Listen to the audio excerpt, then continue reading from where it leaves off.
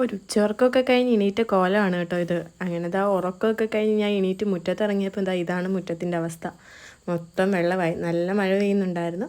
അപ്പോൾ പിന്നെ ഒട്ടും താമസിച്ചില്ല, പോയി കുളിച്ചിട്ട് വരാമെന്ന് വിചാരിച്ചു. ഉറക്കം എണീറ്റൊരു കുളിയൊക്കെ പാസ്സായി കഴിഞ്ഞാൽ പിന്നെ ഞാൻ ഉഷാറാണ് കേട്ടോ. അങ്ങനെ കുളിയൊക്കെ കഴിഞ്ഞിട്ടുണ്ട് കേട്ടോ. അപ്പോൾ നേരെ ഇനി നമ്മൾ അടുക്കളയിലോട്ടാണ് പോകുന്നത്. അപ്പോൾ കുറച്ച് പഴം ഇരിപ്പുണ്ടായിരുന്നു കേട്ടോ, ഏത്തപ്പഴം ഇരിപ്പുണ്ടായിരുന്നു. അപ്പോൾ ഞാൻ വിചാരിച്ചു അതൊന്ന് പൊള്ളിച്ചെടുക്കാമെന്ന്. എനിക്കാണെങ്കിൽ ഏത്തപ്പഴം പൊള്ളിച്ച് കഴിക്കാൻ എനിക്ക് ഭയങ്കര ഇഷ്ടമാണ് കേട്ടോ. നെയ്ക്കകത്തൊക്കെ ഇട്ട് വറുത്ത് കഴിക്കുന്നതാണ് എനിക്ക് ഏറ്റവും കൂടുതൽ ഇഷ്ടം.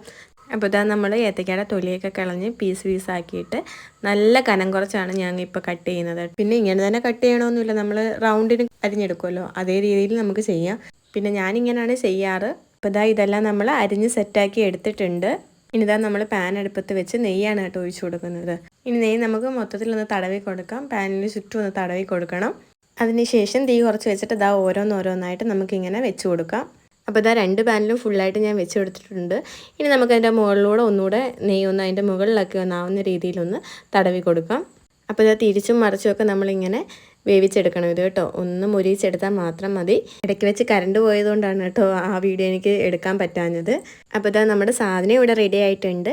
അപ്പോൾ അത്രയേ ഉള്ളൂ. അടുത്ത വീഡിയോ ആയിട്ട് കാണാം. ടാറ്റാ.